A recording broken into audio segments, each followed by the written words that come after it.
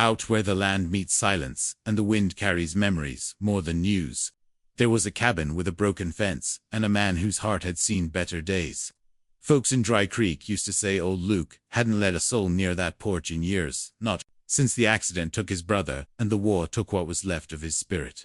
So when the stranger showed up just past the first frost, trailing snow on her boots, and asking to fix that very fence, people figured he'd turn her away, like all the others.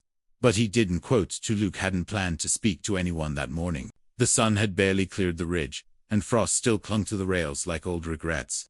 He was pouring feed for the horses when he heard the crunch of snow, steady, measured, not in a hurry, but not wandering either. He turned and saw her.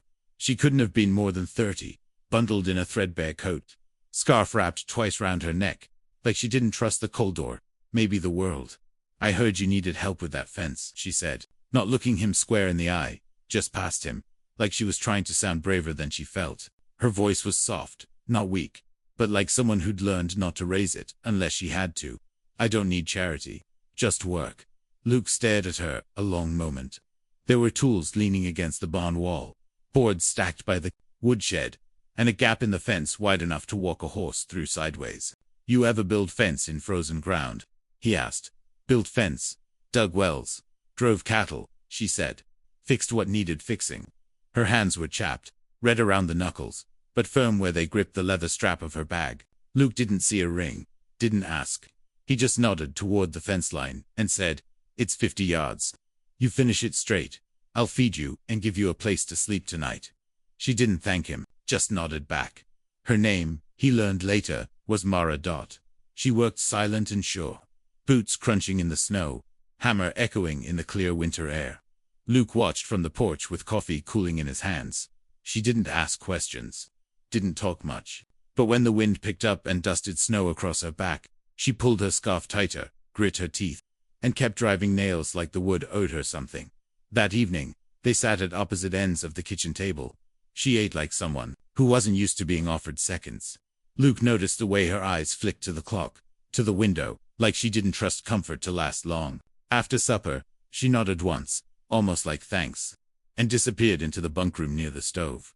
That night, Luke lay in bed, staring at the ceiling, listening to the faint creak of floorboards and the low whistle of wind through the shutters. He didn't know why he let her stay. Maybe it was the way she didn't flinch when the hammer slipped and bloodied her hand, or the way she never asked why the other side of the bed in that house stayed cold. Maybe he just didn't want to be alone in the quiet anymore. But the truth was, he saw something in her he recognized. A look behind the eyes. Not fear, not pain exactly, just ... quiet survival. And in the morning, when the snow fell heavier and the wind bit harder, he didn't ask if she was leaving. He just handed her another cup of coffee and said, "If you're any good with a saw, I got a porch step that's been waiting since October." She smiled barely, but it was the first smile that place had seen in years. "Do you believe two broken people can help mend each other? Or do some wounds run too deep? I'd love to hear what this first part made you feel. Drop your thoughts in the comments. The snow's just starting to fall, and the story's just begun." The days passed in a hush that suited them both. Mara didn't speak unless something needed saying, and Luke wasn't the type to fill quiet with empty talk. In a world that had lost its patience, there was something steadying about two people who didn't need to explain themselves. On the second morning, the snow eased, the light came through soft and blue, and the frost on the windows sparkled like glass dust. Luke was in the barn brushing down the mare when Mara stepped in with a new board for the step she'd measured the day before. She didn't ask where the tools were, just found them. Didn't ask how he wanted it done, just started sawing. Rhythm of her work filled the cold air. Quick, sure, with no wasted motion. Luke watched her a moment, then went back to brushing the horse, though his hand moved slower than usual. "You've been on the trail long?" he asked finally. She paused, wiped her brow with the sleeve of her coat. "Since autumn. South Texas first, then west. That's a long way for someone with no horse." "Some walks are worth it." He didn't ask more. Didn't need to. There was something in the way she looked at the world, like she'd left behind something too heavy to carry, but couldn't quite forget the weight. That evening, Mara stayed out by the fire pit after supper, kneeling to stack wood like she was building more than he'd liked. She was trying to piece together something broken in her. Luke came out with 2 tin mugs of cider and handed her one without a word. They sat there, side by side, the fire crackling low, sending sparks up into the stars. You lose someone? She asked after a long pause. He didn't look at her, just stared into the flame. My brother, a long time ago. Wagon overturned during a storm. I made it out, he didn't. Mara nodded, like she understood more than he said. Storms always take the wrong ones, she said softly. You, my sister. She stayed. I left. Her voice trembled once, then steadied. It wasn't a storm like yours. But it took her all the same. Luke didn't press, just let the silence fill back in between them, warm and full of things unsaid. That's how grief sometimes speaks, in what you don't force someone to explain. By the 5th day, the fence was done, the porch step fixed, and Mara had built a small rack for firewood that Luke hadn't even asked for. She didn't seem to notice how she was making the place her own quietly, respectfully, like she was tending to a wounded animal. And maybe, in a way, she was. That night, a wind kicked up sharp from the east. Snow clouds were gathering again. Mara stood at the edge of the barn looking out toward the road. Her shoulders were tense, lips pressed thin. Luke joined her, hands in his coat pockets. You thinking of moving on? She didn't answer right away. I never meant to stay this long. I didn't mean to want you to. She turned then, looked at him fully for the first time. Her eyes were tired. Yes, but not empty. You think folks like us get to want things? He looked away, jaw tight. I used to think no. But maybe that's how we forget we're still alive. The wind howled, then, high and lonely. Inside, the fire waited. But they stood a little longer in the cold. Because sometimes, when two people carry enough silence between them, they don't need warmth right away. They need to know someone else can stand the cold too. It was a Tuesday. Or maybe a Thursday. Luke had long stopped keeping track of days with precision. Out on the frontier, time blurred like snowfall on the horizon. But that evening, as the sun sank behind the hills and turned the world gold, there came a knock at the door that sounded like it didn't belong. 3 slow raps. Not urgent, not casual. Just enough to freeze the blood for half a second. Mara was setting a kettle on the stove when she stiffened. Luke, sitting by the fire carving a small wooden handle, set his knife down and rose without a word. He glanced at her once, saw her face pale, and then crossed to the door. The wind carried dust and chill into the cabin as he opened it. Outside stood a mantle, older than Mara but younger than Luke, with a look that said he'd seen too much of the wrong kind of life. He wore a duster, hat low over his eyes, boots cracked with trail mud. But it was the pistol at his hip that spoke the loudest. I'm looking for a woman. Brown coat, scarf. Name might be Mara, he said, gaze sliding past Luke, like he already knew. Luke stepped out, closing the door gently behind him. Strangers don't usually ride this far up unless they're lost, he said evenly. The man didn't blink. She's not lost, she's hiding. Ran off with something that ain't hers. Luke studied him for a long breath. What exactly she'll take? The man smirked. Not something I can hold in my hand. Luke's jaw tensed. His voice stayed calm. A lot of things folks take can't be held. Don't mean they stole it. I just want a word, the man said. 5 minutes. Then I'm gone. Don't look like you came to talk. The stranger's hand brushed the handle of his gun. Not a threat. Just a habit. Don't look like you're the law neither. No, Luke said. But this is my land. And out here, that still means something. The man's eyes narrowed. You don't know what she's done. She fixed my fence, Luke said. That's more than most. They stood there a while, 2 ghosts under a winter sky, until finally the man gave a humorless laugh, turned, and walked off into the dusk. Inside, Mara stood by the stove, hand clenched so tight around the kettle handle, her knuckles had gone white. Luke stepped back in and closed the door gently behind him. Old friend, he asked softly. She didn't look at him, just stared into the rising steam. I didn't steal money, or silver, or anything worth weighing. I took a girl. He said nothing. She was 15, sister to the man who knocked just now. Her mother drank. He hit her. She asked me to take her out. I said yes.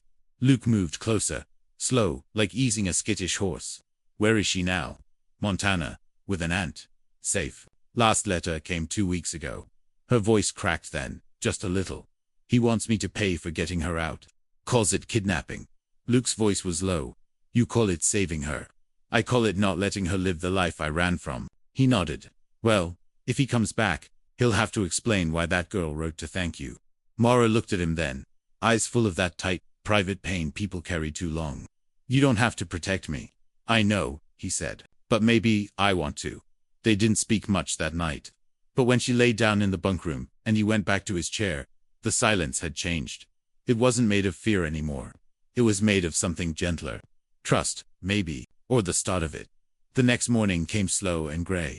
Snow had fallen overnight, just a dusting, but it softened the world, quieted the sounds of hooves in the paddock and the creak of wind through the trees.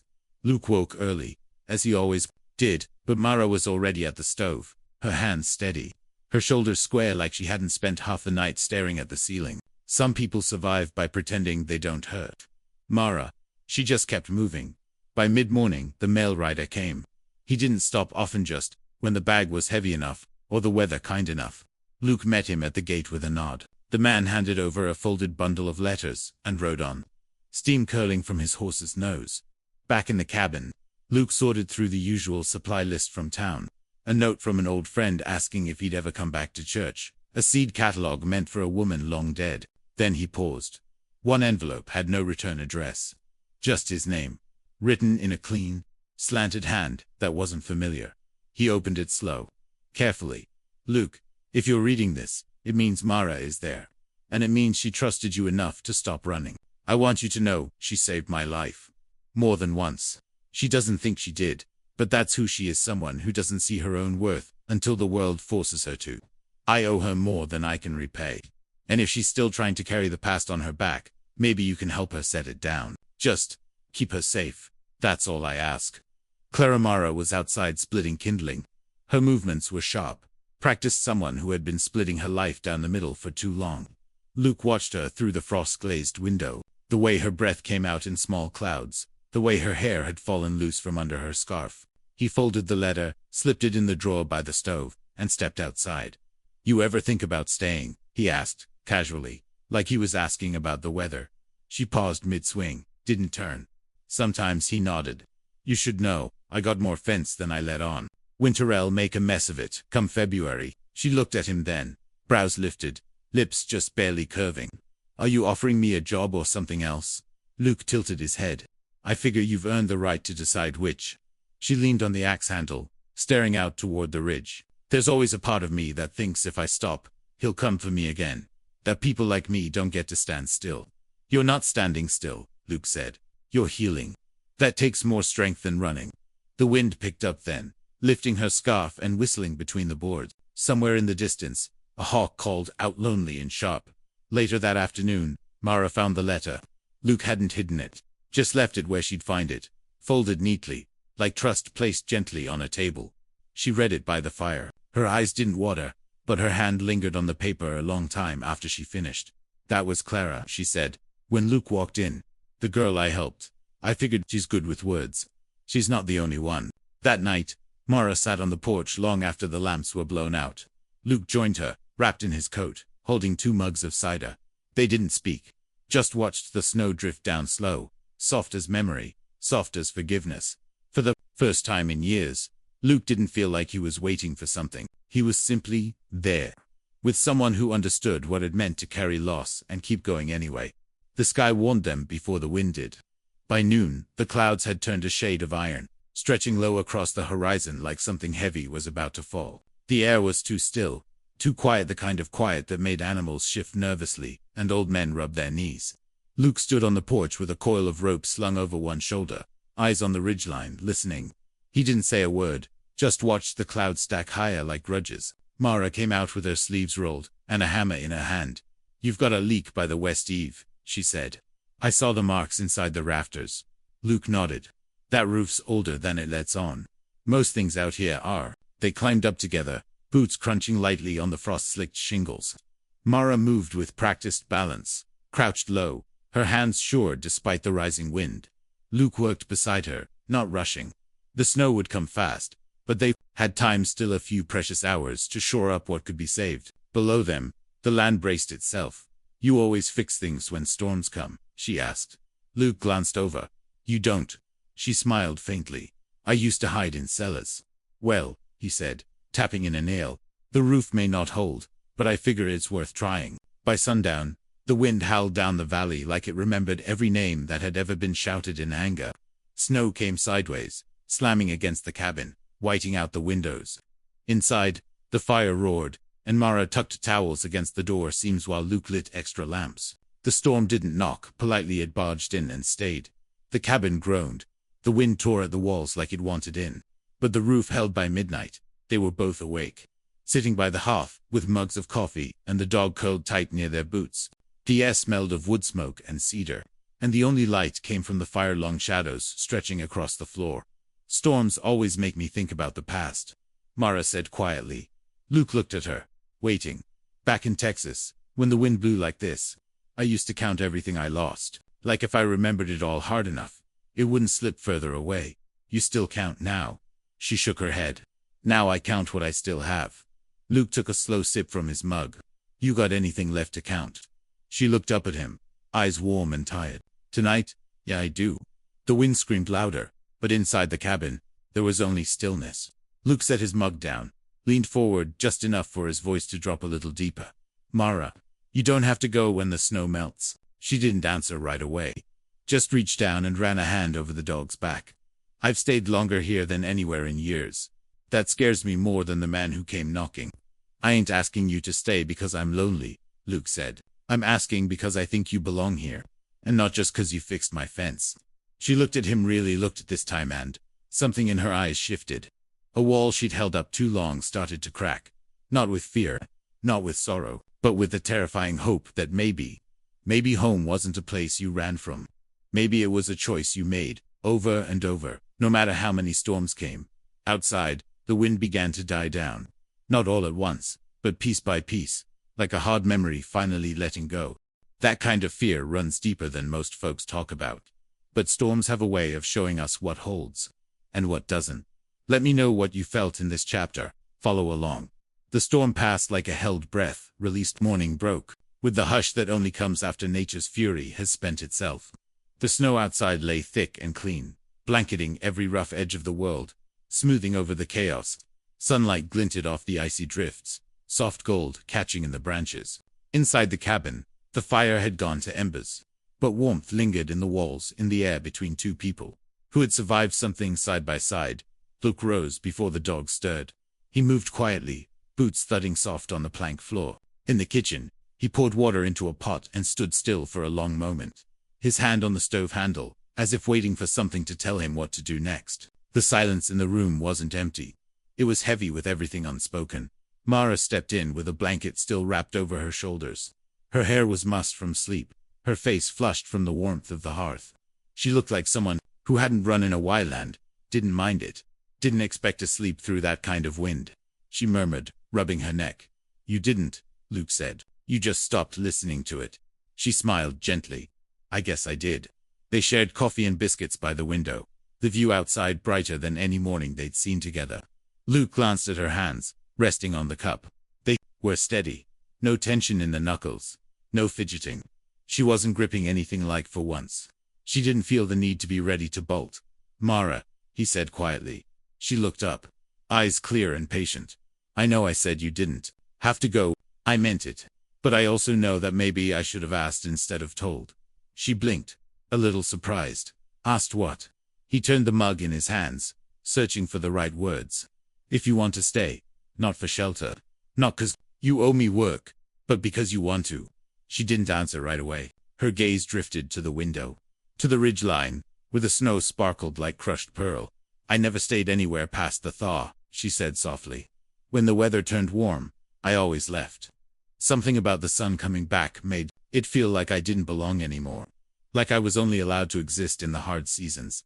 Luke's breath caught, just a little. "Maybe that's what we're both learning to let go of." She looked at him, then really looked, and there was a kind of quiet breaking in her expression, a softness, not weakness. Like part of her had been frozen too long, and was just beginning to thaw. "You're asking if I want to build something here," she said. "Something that might last." "I'm asking," he said, "if you'll build it with me." It wasn't a proposal. It wasn't even a plan. It was an offering, raw and unpolished like timber, waiting to be shaped. She reached across the table and touched his hand. "I don't know what that looks like yet." "I don't either," he said. "But I've got spare nails and time." They laughed then, quietly. Not out of joy exactly, but out of relief. Like something heavy had been named, and that naming had set it free. Later that morning, They stepped outside together to survey the land. The storm had downed part of the west fence, and the barn roof would need patching. But neither of them winced at the work ahead. "We'll start after lunch," Luke said, squinting into the light. Mara nodded. "You reckon you'll still be offering coffee every morning?" "I might," he said, "if the company stays good."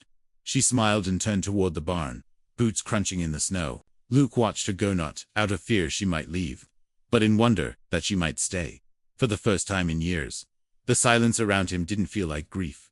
It felt like peace. The snow began to melt by the end of the week. Slow and steady, the way truth tends to rise when left alone. Icicles dripped from the porch eaves. Tracks began to show in the dirt again, hooves, boots, a rabbit's hop, weaving near the edge of the woods.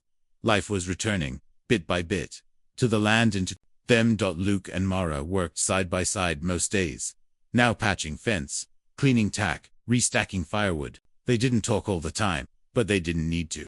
What settled between them was deeper than chatter. Something sure, like a well-dug post in good soil. It was one of those quiet afternoons when Luke noticed her saddlebag tucked beneath the bunkroom cot. She usually kept it stored away in the barn, along with the tools she'd brought, and the thick wool blanket that smelled faintly of cedar and ash. He wasn't snooping, he was sweeping, moving slow across the floor with a broom and a mind half full of firewood measurements. When she came into the room behind him, sudden, still, "I forgot it was there," she said. Eyes on the bag, like it was something alive. "It's where I keep the things I can't quite throw away." Luke leaned the broom against the wall and gave her space. She knelt and unbuckled the flap slowly. Inside was a scarf, a torn letter, a silver pin in the shape of a swallow, and a small wooden box. She opened the box, took out a tarnished gold locket, and turned it over in her fingers. The hinge creaked as she opened it. Inside were two tiny photos, one of a little girl in a calico dress, and one of a woman with tired eyes and wind-blown hair. "My mother," Mara said, her voice barely above a whisper. "And me, from before."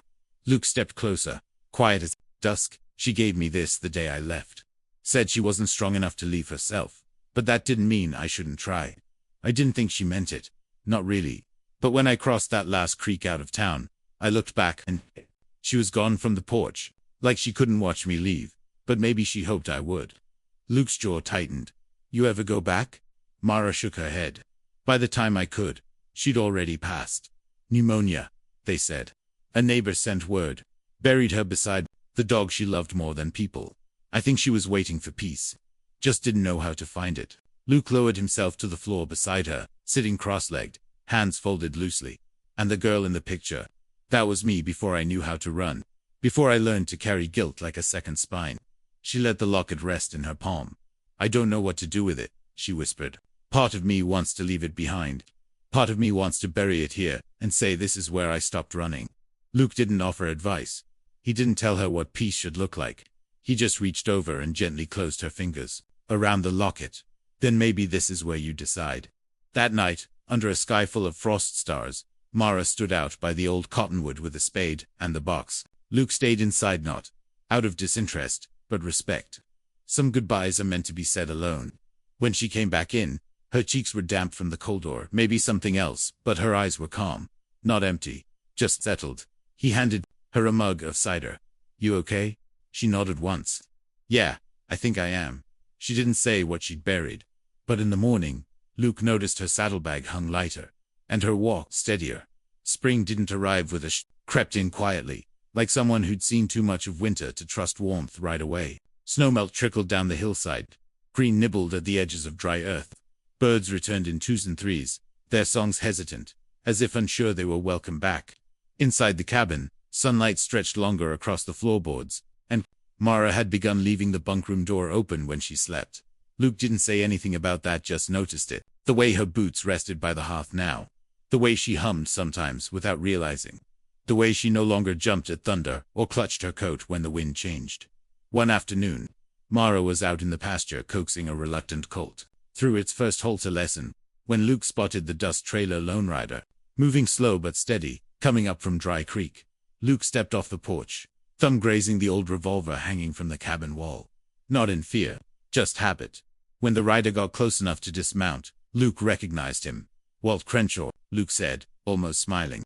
"I thought you died of boredom working that general store." Walt grinned under his mustache. Would've if it weren't for the whiskey I hide behind the oats.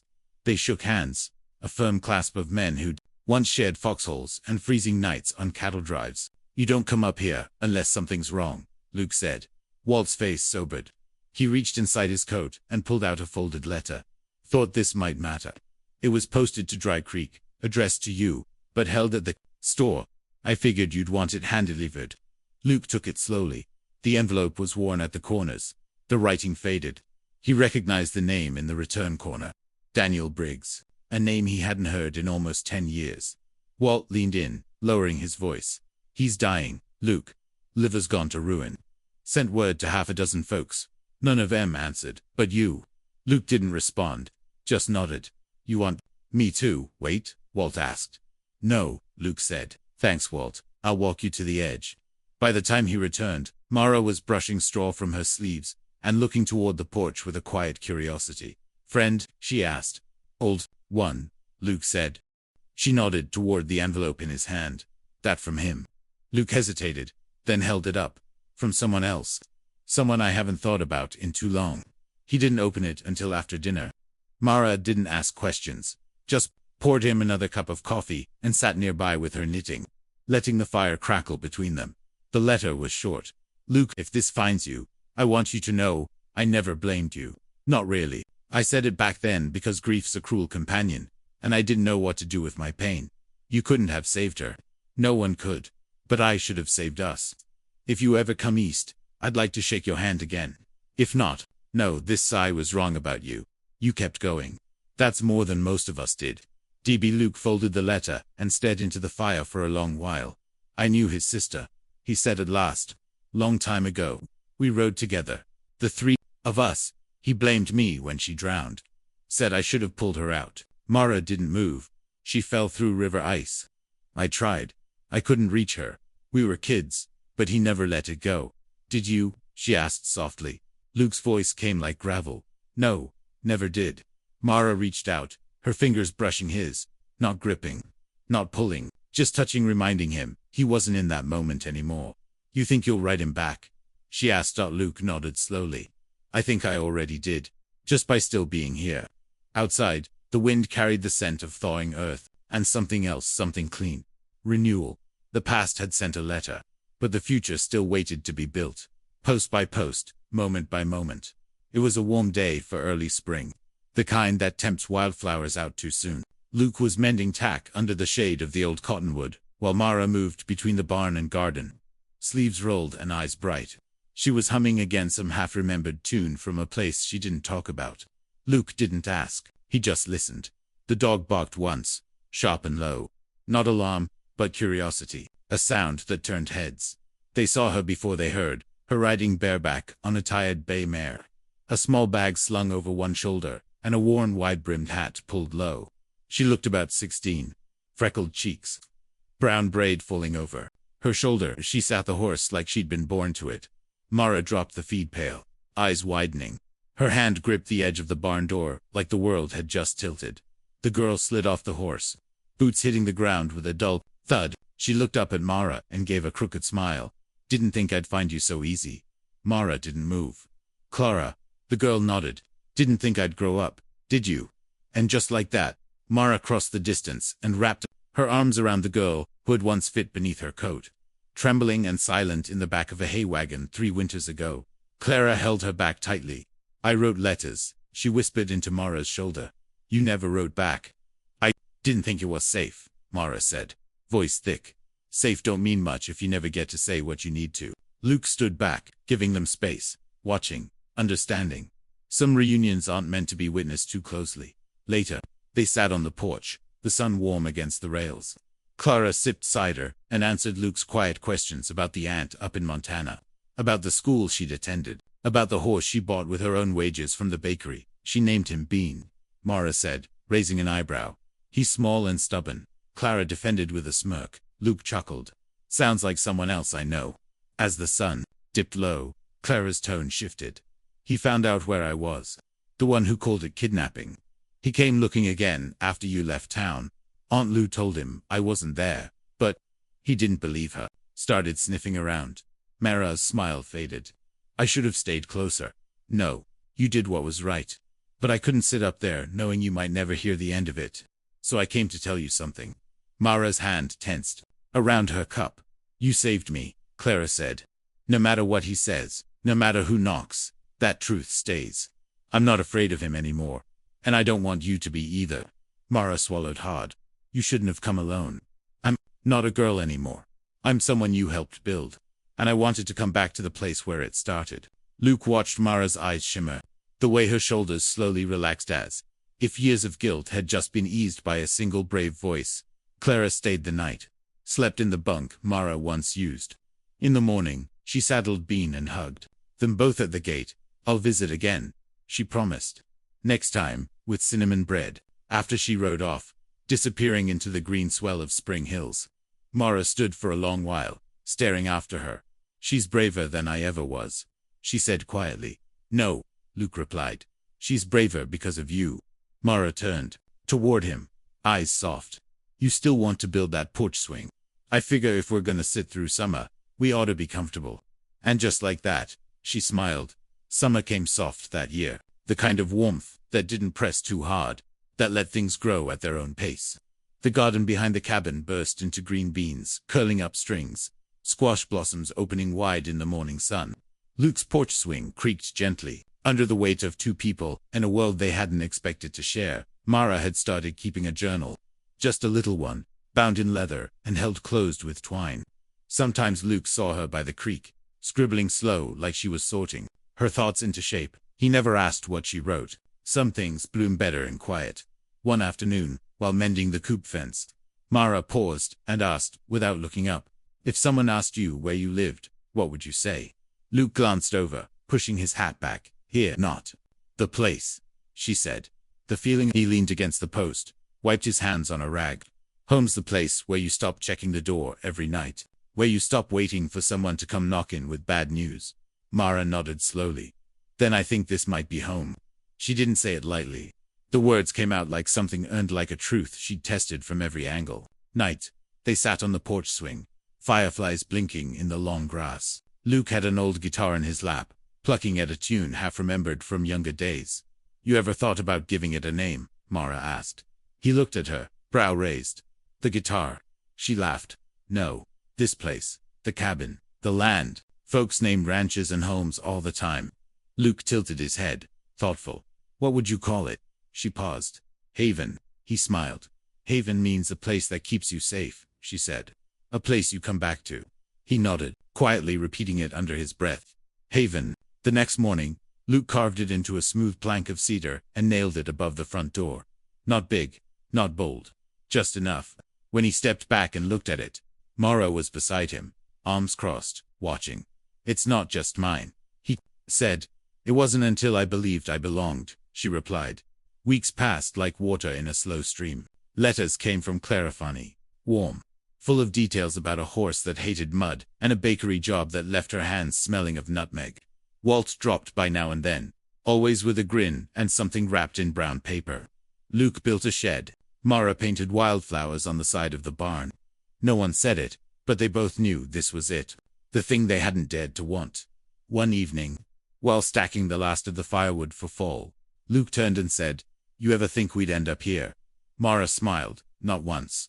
And now I don't think I could leave, if I tried. He stepped closer, brushing a curl from her face, voice low like the wind just before it turns. Mara, we've built a life here.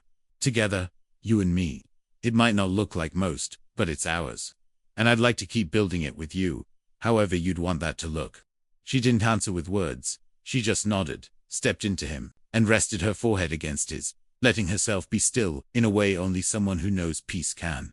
That night, under a sky thick with stars, Luke sat beside her and whispered a quiet thank you. Not for something she'd done, but for who she'd allowed herself to become here, for what they'd chosen to make of one broken man, one runaway woman, and a fence that needed mending.